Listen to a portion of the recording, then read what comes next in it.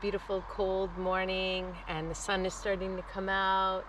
It's a little hazy today. Just love to speak to you about the importance of self-care, radical self-acceptance. This is definitely a big theme up for me right now, and something I'm really focusing my attention and energy on. And I woke up not feeling so well. I had some pretty intense dreams about my granddaughter who's coming soon, who's arriving here on Earth soon. And yeah, I have so much to look at through my dream portal, and dream work is definitely one of the ways we can really look at our subconscious and what may be going on in the background of our minds, and what may be controlling our perspective on life, and what may be influencing how we interface with life. And so my body was feeling pretty stagnant, pretty slow to warm up. You know, it's kind of like that car in the morning when it's like, it's hard to turn over your engine because your car is kind of cold. It's been sitting all night in the cold. And so that's how my body was feeling, kind of like just really stagnant. So I came out here to the water. The water is such a beautiful element for allowing movement and flow, and this water is gently flowing by. Pretty soon I'm going to get inside the water and wash off and cleanse off my aura. Getting on cold water is a beautiful way to take care of yourself because it allows you to cleanse off your auric field really quickly, like that. So cold plunges are super good for doing that. I highly recommend that.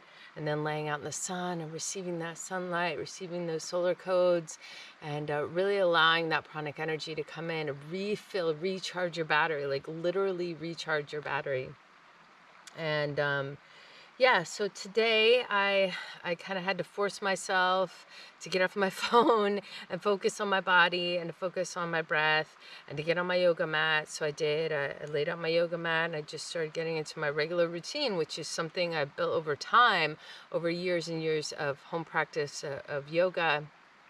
And it's something I can just have the muscle memory. I can just fall into that pattern, and I can start to warm up my body. I can start to feel my chi flowing, my energy flowing, and warming up, heating up my core. So I'm feeling much better now.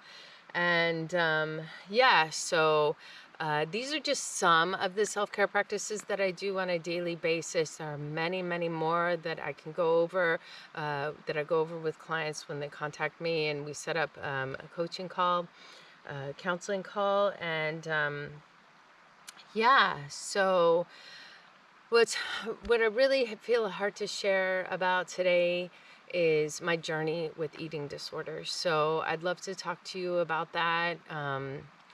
Just kind of share what it's been like for me, because all I can do is share what it's been like for me. You know, I know that eating disorders are a huge issue in our country.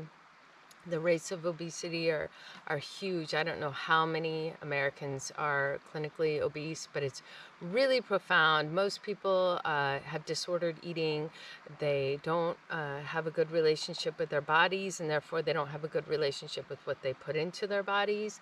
And so, yeah, this radical self-acceptance is accepting where you're at and being at peace with that. But it's also knowing that that you may want better for yourself, right? You may want a healthier lifestyle. You may want healthier eating practices. You may want to be in better shape. You want to be physically more healthy, stronger, more capable, more energetic.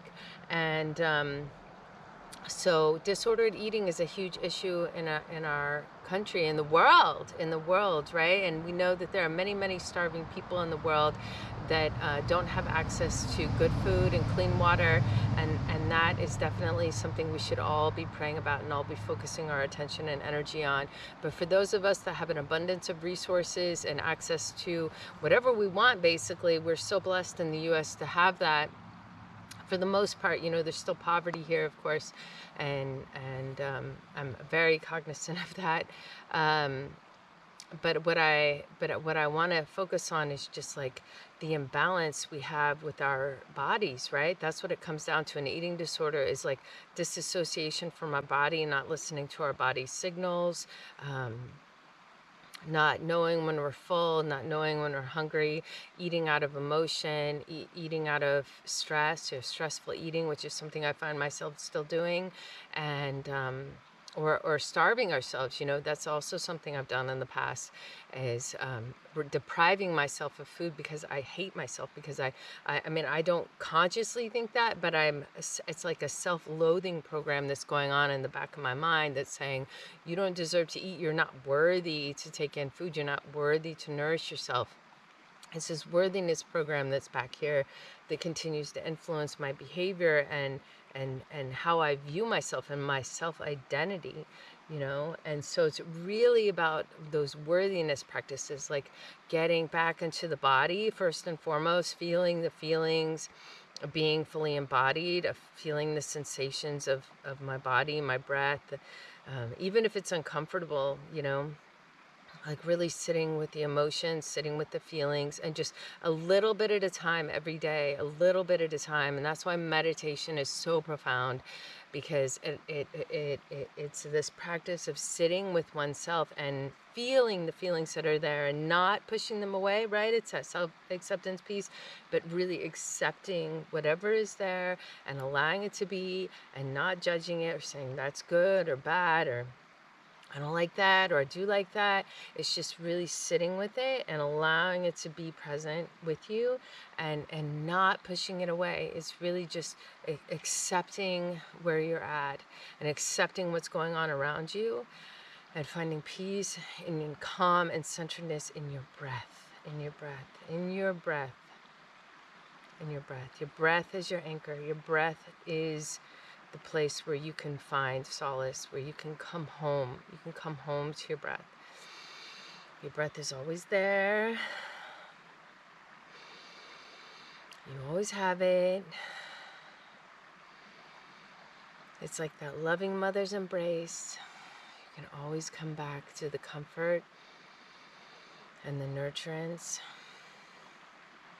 and the love and the life force of your breath. To me, the breath is it. It's source. It's home. It's what gives you life. It's the beginning of your life. When you were born from your mother's womb and you took your first breath, that was your initiation into this earthly realm, right? And that first breath, right, is still present in you. It's still present in you. And you can draw upon that first breath, that innocence, that purity, that goodness, that sweetness, that pure potentiality that you were the moment you were born, and all the sensations that went into that.